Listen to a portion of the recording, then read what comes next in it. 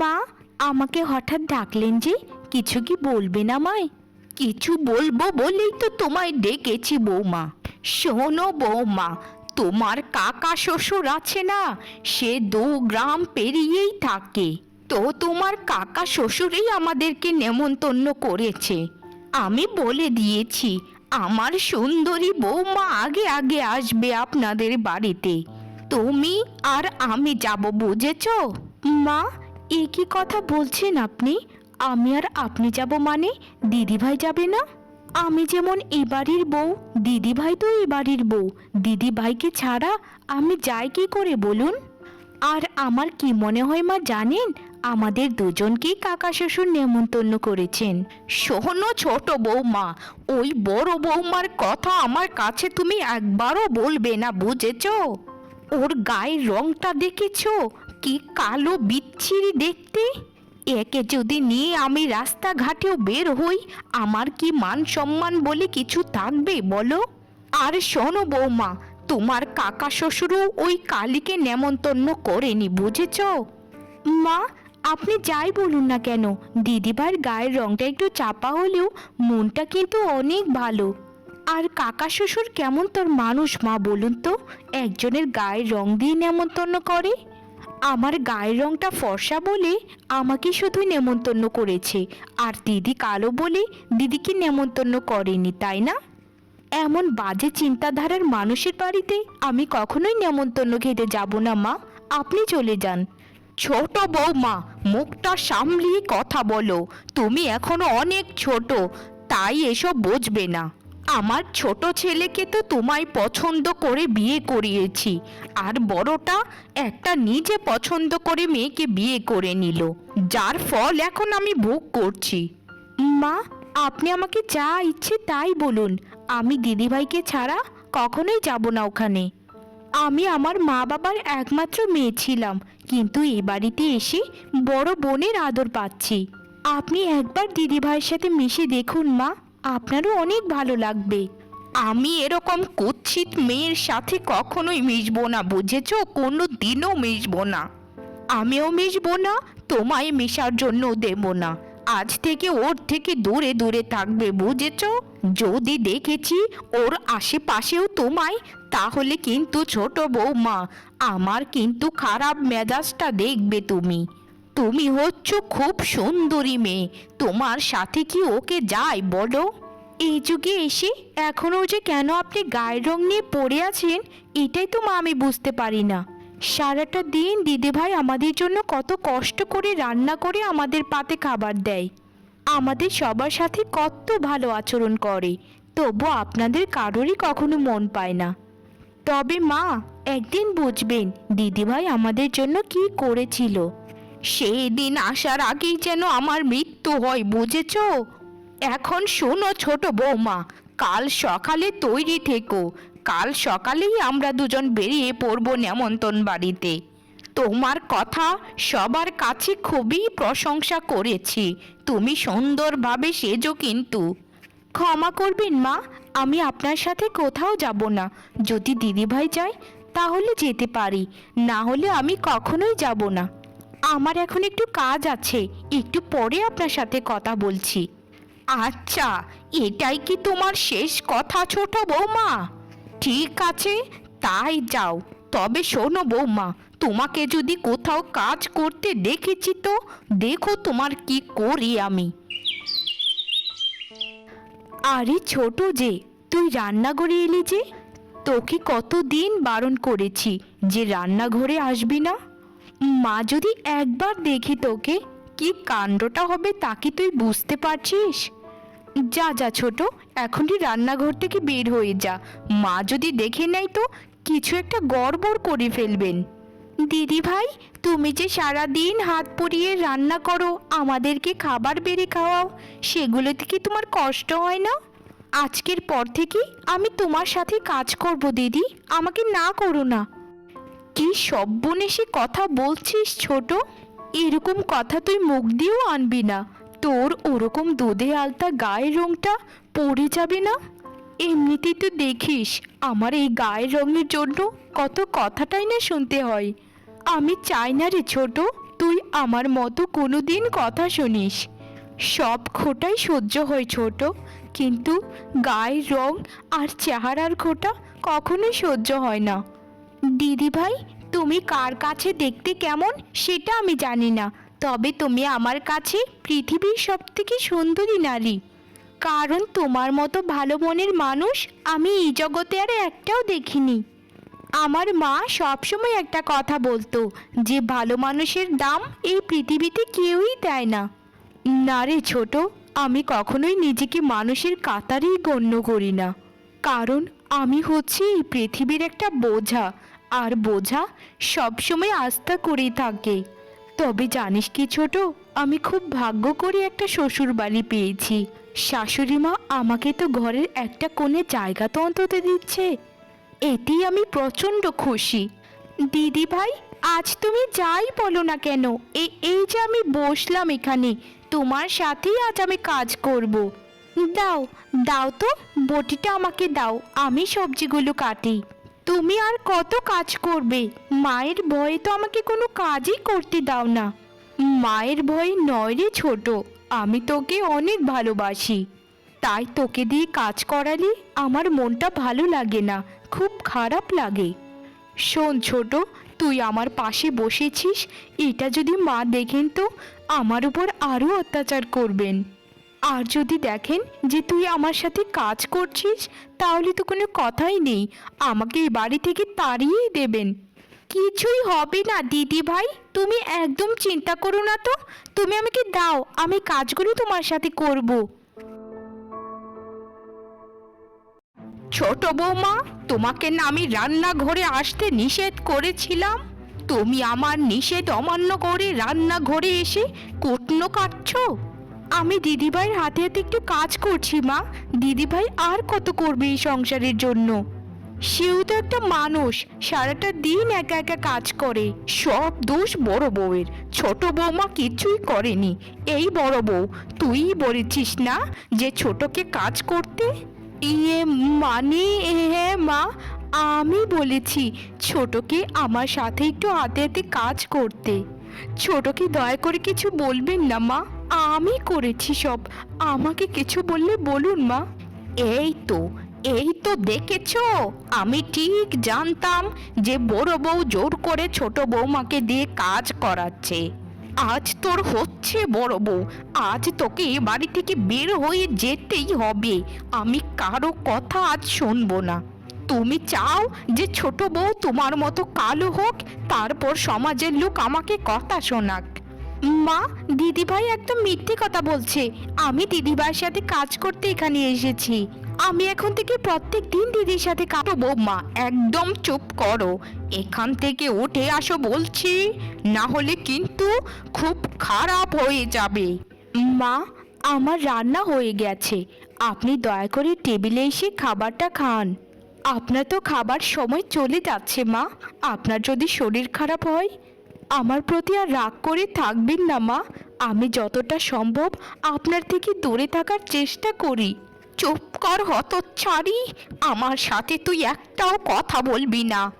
আর তোর কত বড় সাহস, তুই আমাকে মা বলে ডাকিস সব সময়?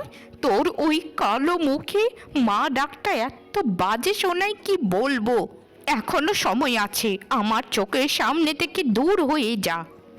মা, আমি কি দেখতে এতটাই খারাপ যে আমার হাতের খাবারটাও খেতে আপনার ঘৃণা করে? আচ্ছা মা, আমি যদি আজ কালো না হয়ে খুব সুন্দরী হতাম, তাহলে তো নিশ্চয়ই আমার হাতের খাবার খেতেন, তাই না? তুই যদি সুন্দরী হতিস তাহলে তোর খাবার কেন, তোকে আমি রান্না করে খাওয়াতাম। কিন্তু তুই এখন কালো, তাই তোর হাতের খাবারটাও আমি খেতে চাই না। মা, আমার গায়ের রং কালো, এতে কি আমার দোষ? বিধাতা যদি আমাকে কালো করে বানাইতো, আমি কি করবো এতে? তবে একটা কথা কি জানেন মা, মানিয়ে নিতে পারলেই কিন্তু জীবন সুন্দর হয়। কিন্তু মা, আপনি মানিয়ে নেবেন কোথায়? আমাকে তো আপনি সহ্যই করতে পারেন না। মা, ও মা, আমি কি আপনাকে একটুও ভালোবাসি না? শোন মেয়ে, তোর ওই আদিক্ষেতা দেখার জন্য আমার সময় নেই, বুঝেছিস? যদি আমাকে যত্ন করতে করতে মরেও যাস তবুও আমি তোকে দেখতে পারবো না। যদি তুই ছোট বৌমার মতো সুন্দরী হতে পারিস সেদিন আমার কাছে আসিস, বুঝেছিস? এর আগে নয়।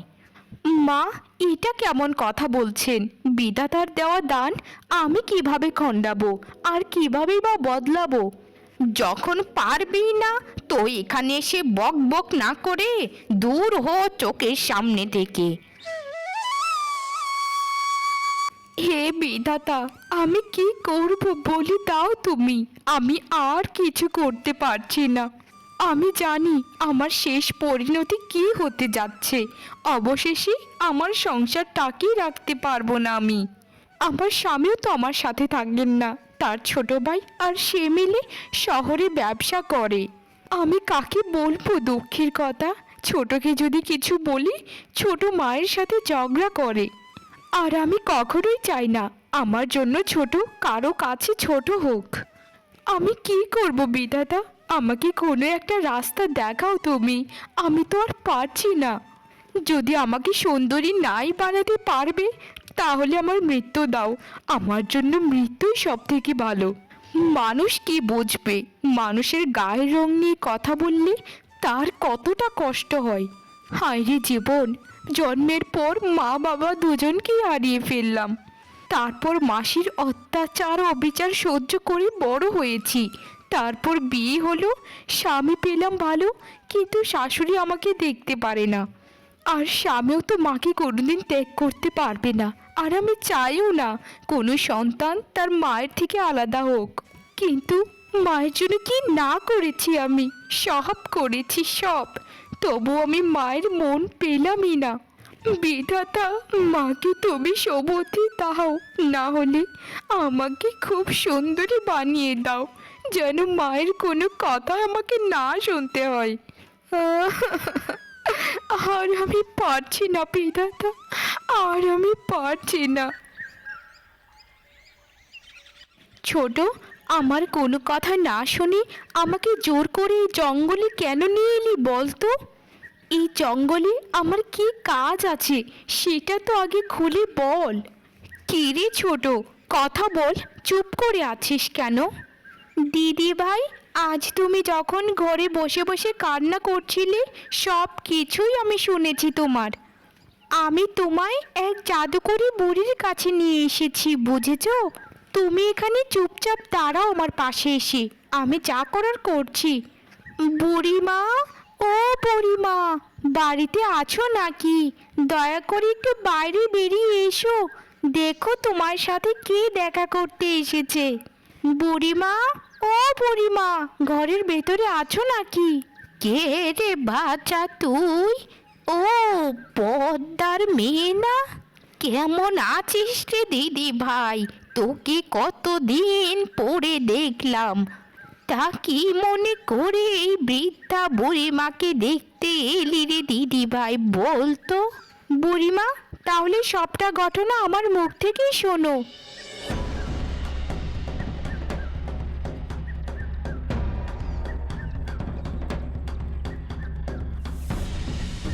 ও, তাহলে এই ব্যাপার। এর সমাধান আমার কাছে আছে। এর আগে তোকে অন্যরকম করে পাল্টাতে হবে আমার। রিম চটমট খটর পটর, সুন্দরী হয়ে যা ঝটর পটর। এইটা কি বুড়িমা?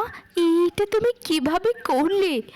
আমার গায়ের রং এত ফর্সা, এত সুন্দরী আমি।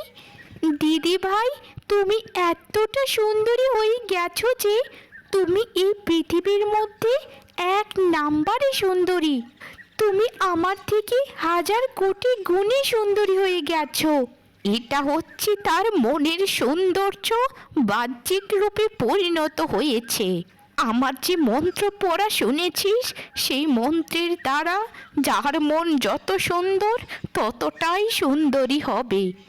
এখন আমি যা বলবো তোদেরকে তোরা তাই তাই করবি। এতে তোর শাশুড়ির শিক্ষা হবে, বুঝেছিস? ও মা গো, একে আমি কাকে দেখছি গো? বড় বৌমা না? তুমি তো দেখা যায় ছোট বৌমার থেকে হাজার গুণে সুন্দরী হয়ে গেছো। তা কিভাবে এটা করলে বৌমা? আমি তো বিশ্বাসই করতে পারছি না। শুধু বিশ্বাস করলেই হবে? খরচাও তো করতে হবে। যান যান, আমাদের দু বউয়ের জন্য রান্নাটা করে ফেলুন এখন। আমরা দুজন এত সুন্দরী, আমরা এখন থেকে আর কোনো কাজই করতে পারবো না। এই ঘরের মধ্যে আপনি হচ্ছেন সব থেকে কুৎসিত মহিলা। আপনাকে দিয়ে আমরা সব কাজ করাবো এখন থেকে। বড় বৌমা, এই কি কথা বলছো তুমি? এই বুড়ো শরীর নিয়ে কিভাবে কাজ করব বলো তো? সে আমরা কি বলবো? আপনি বুড়ি না জোয়ান? আপনাকে যা বলেছি দিদিভাই, সেটাই চুপচাপ মেনে নিন। এখনই গিয়ে রান্নাটা করে ফেলুন। আমরা যদি চুলার পাশে যাই আর কোনো কাজ করি, এতে আমাদের শরীরে ময়লা লেগে যাবে না? আমরা দুজন এখন থেকে শুধুমাত্র রূপচর্চা করব, আর আপনি শুধু ঘরের কাজ করবেন। যা যা কাজ আছে সংসারে সব করবেন একা। যান যান, এখন এখানে সংসারে দাঁড়িয়ে না থেকে কাজগুলো তাড়াতাড়ি করে ফেলুন। আমার আর ছোটর খুব খিদে পেয়েছে। বড় বৌমা, ছোট বৌমা, আমি আর কাজ করতে পারছি না রে মা। আমার শরীরটা আর চলছে না। আমাকে তোমরা দুজন ক্ষমা করে দাও বড় বৌমা, ছোট বৌমা। আমি তোমাদের সাথে যা অন্যায় করেছি তার শাস্তি পেয়ে গেছি। বড় বৌমা কালো ছিল বলে বড় বৌমাকে কতই না অপমান করেছি। যেখানে বড় বৌমাকে ছাড়া সংসারের একটা খুঁটিনাটি কাজও হতো না। আমার আর রূপের দরকার নেই। আমি বুড়ি হয়েছি, লোকে কি বলবে সে নিয়ে আর কোনো দিনও থাকবো না। আমি চাই বড় বৌমা, তুমি আবার আগের মতো হয়ে যাও। আমার এই রূপের আর দরকার নেই। আর পারলে আমাকে মা হিসেবে তোমরা দুজন ক্ষমা করে দিও মা। আমি বড্ড ভুল করে ফেলেছি। মা, আপনি দয়া করে আর ক্ষমা চাইবেন না। আপনাকে আমরা দুজন ক্ষমা করে দিলাম। এই সব কিছুই ছিল আমাদের পূর্ব পরিকল্পনা। একটা কথা মনে রাখবেন মা, রূপ দিয়ে কিচ্ছু হয় না। জীবনে বেঁচে থাকতে হলে সুন্দর মন আর সামাজিকতা থাকাটাই সব থেকে বড়। আশা করি আপনার শিক্ষা হয়ে গেছে মা। আর জীবনেও কোনো মানুষকে কালো কুৎসিত বলে অপমান করবেন না। সমাজে আরও যে সকল মানুষ আছে, যেসব মানুষ আপনার মন মানসিকতার, সকলের একই শাস্তি হওয়া উচিত।